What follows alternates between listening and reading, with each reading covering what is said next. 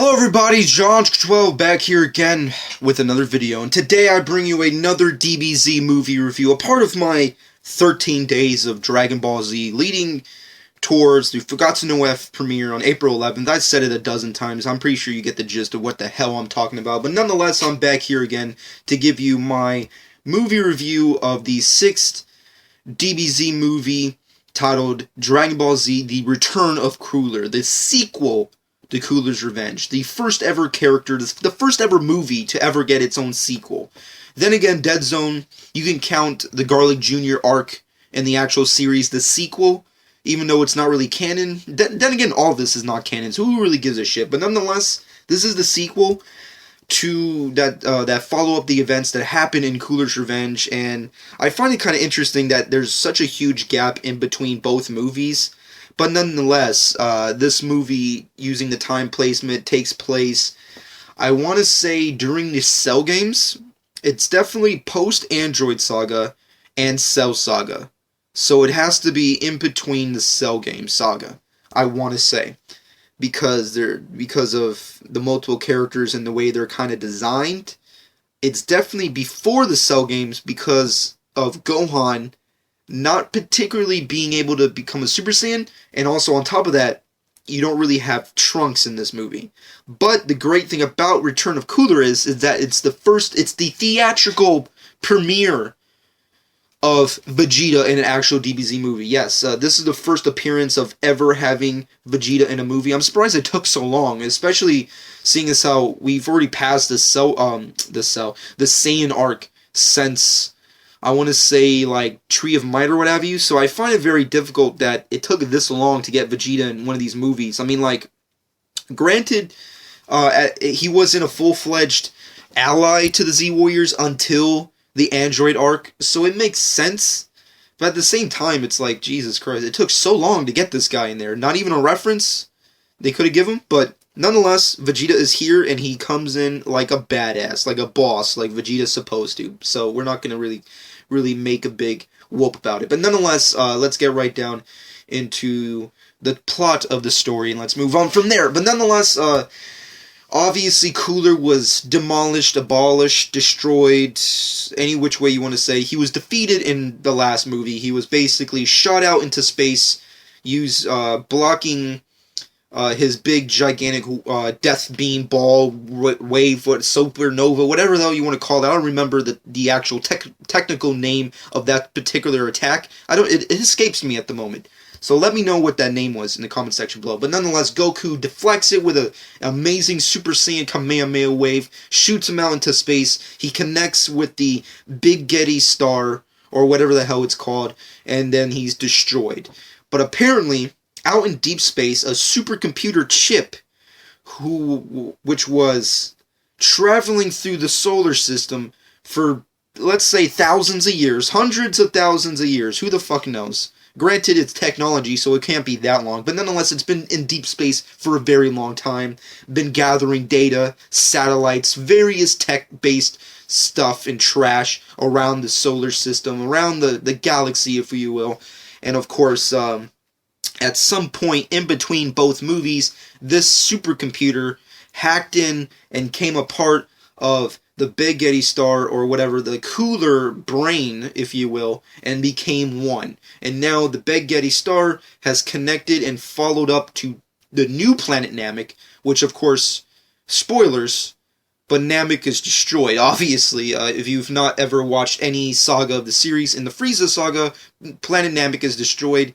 hence all the Namekians live in a new planet titled New Namek. I'm surprised they didn't just call it like a new kind of name for it, but fucking New Namek, that's what it's called. Nonetheless, Dende asks the help of Goku and the Z-Warriors to please go up to New Namek and try and save the Namekians, because the Big Getty star is obviously absorbing up all of New Namek's energy and resources, and of course enslaving the Namekians for the second time in their fucking history, which is sad, and of course chopping up their bodies to use as energy and resource for the Big Getty star or whatever. And that's where we lead up into today's story. It's a very interesting movie, to say the least. I actually looking back at it, I don't know at the time with my top 5, but I want to say I put Cooler's Revenge over this movie. I can't remember if that's true or not, but nonetheless, looking back at it, I rather prefer this movie in comparison, because this movie obviously has more action. It shows us more characters. It has a little bit more comedy to it, and of course, I love the designs of the robots or droids, if you will, because they're not really robots. They're more like droids, Star Wars style. And plus, I just love battles in Namek in comparison to Earth.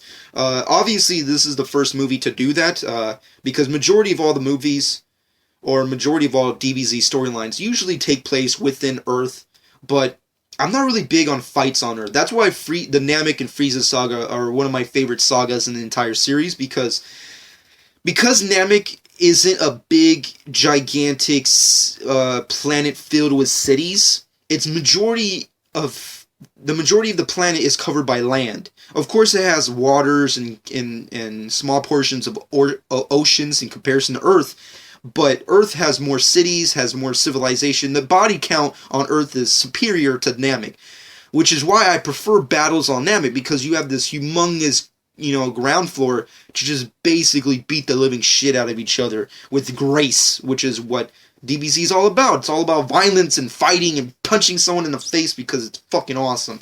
And that's what they freaking do in this movie. That's what I like. You can't really do that on Earth because, of course, you have people. You have to sacrifice your whatever the heck you want to do for the will and support and the safety of others, which is what, Goku stands for. Protection of Earth. Protection of the people of Earth. That's why he has to usually take the battles into non-civilized areas, like the rural areas, the fucking Rocky Mountains, all that, the valleys, all that type of shit.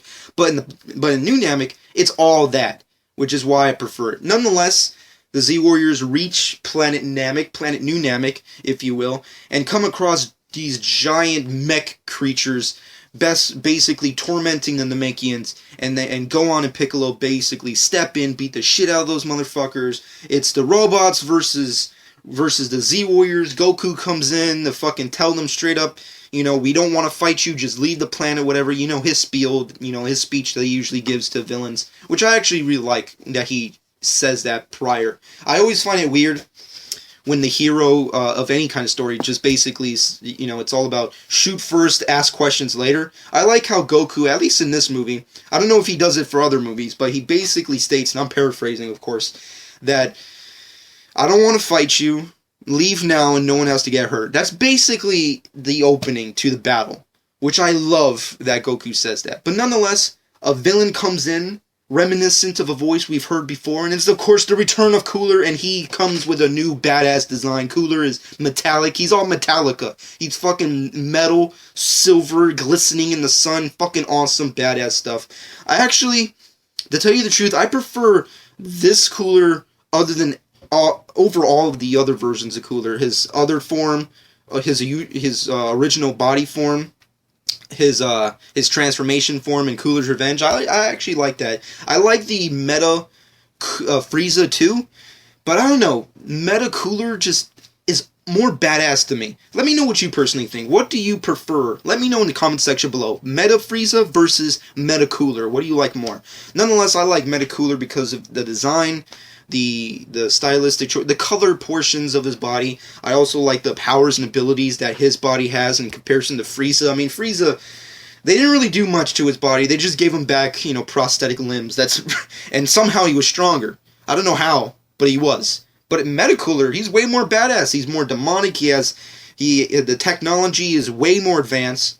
He has this cell-like regenerating kind of ability where whenever something happens to his body, the supercomputer at the Beg-Geddy star or whatever connects with his body and of course grows out whatever he lost or what have you. So it's pretty badass. Nonetheless, Metacooler is essentially indestructible. So Goku and Cooler basically go out into war. He transforms into a Super Saiyan, which I actually really like. I like the transformation in Cooler's Revenge more. But the thing I liked about this one is that they featured kind of like that really ultra glow that they give to the hair, kind of similar to how they did with Trunks when Trunks first arrived in the Trunks saga when he faced off against Mech Frieza. I like that they did that for this one. I actually prefer them doing that for all of the times a character transforms, but nonetheless, it was pretty badass to see that. Throughout the battles, of course, the Z Warriors are kind of defeated and they're kind of sent back into the Big Eddie Star. They're basically captured Planet of the Apes style, which I actually like the reference. Of course, back on the other battlefield, Goku's having no legway with defeating Cooler. Cooler's just way more superior in comparison to Goku. But then Vegeta comes in. He basically busts out, kicks fucking Cooler's ass, steps in all badass style. And basically it's very reminiscent of how he saved Goku in the Android Saga when Goku was struggling against Android 19. It's very reminiscent of that sequence. But I like the line and the twist that it had on the series, but I like the design of how it was done here. Like, I like the atmosphere here in comparison to that, like the animation style and what have you, but I just loved his line there in comparison. The series line is a little, I don't know, just the dialogue he gives right after beating him is just better.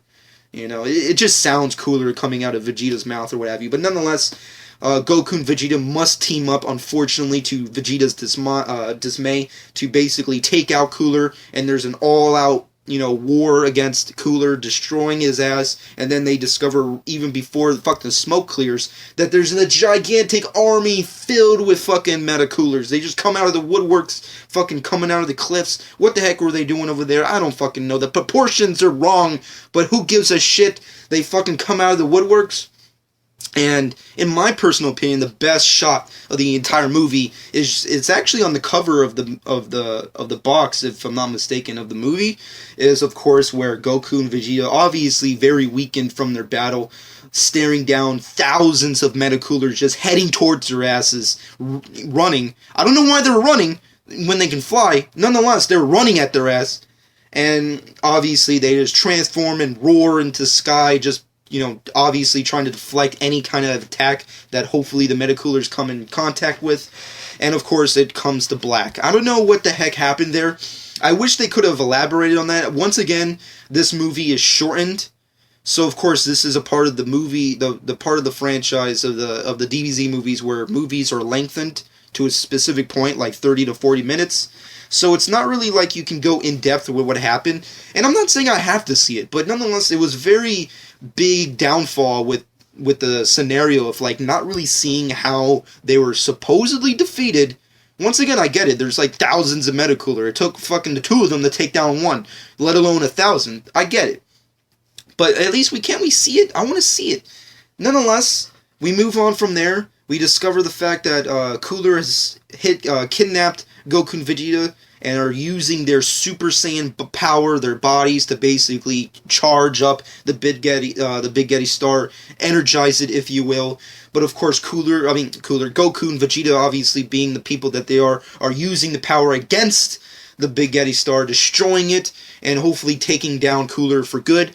And once again, we get another rendition of Cooler, which is more of a realistic kind of... let me scratch that. Realistic. What the heck am I saying? Not really realistic, but more of a monstrous disaster of just a big monster of Cooler. Basically, Cooler using the Big Geddis Star technology is, of course, become this gigantic monster filled with wires and what have you. Basically, a whole bunch of other contractions attacking Goku and Vegeta, and Goku, using what little power he still has left, with the help of Vegeta, of course, takes down Cooler once and for all, and of course destroys the Big Geddis Star, and finally leaving New Namek in peace. And of course, it's all thanks to Vegeta, which I like. I know a lot of people are like, oh, Vegeta never gets his fucking day in court, or whatever the fuck, what the hell fans say on YouTube. I don't know what the hell. Basically, Vegeta never gets his dues with the movies. I say he got his dues in this movie. I mean, granted, Goku kind of gave him the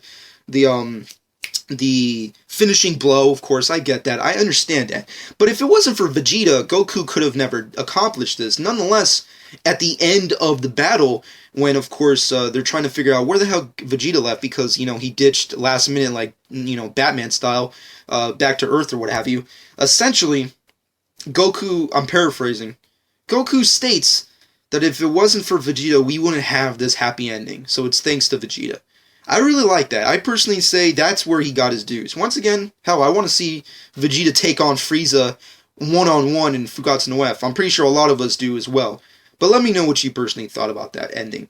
Nonetheless, I personally thought it was it's actually one of my favorite endings. Just ended on Vegeta looking all badass and shit. He's just in a space pod. He's holding the computer chip that created the Big Getty Star, destroys it, crushes it, and of course, the day is saved, and the Big Getty Star can never make another monstrous creature like Cooler again.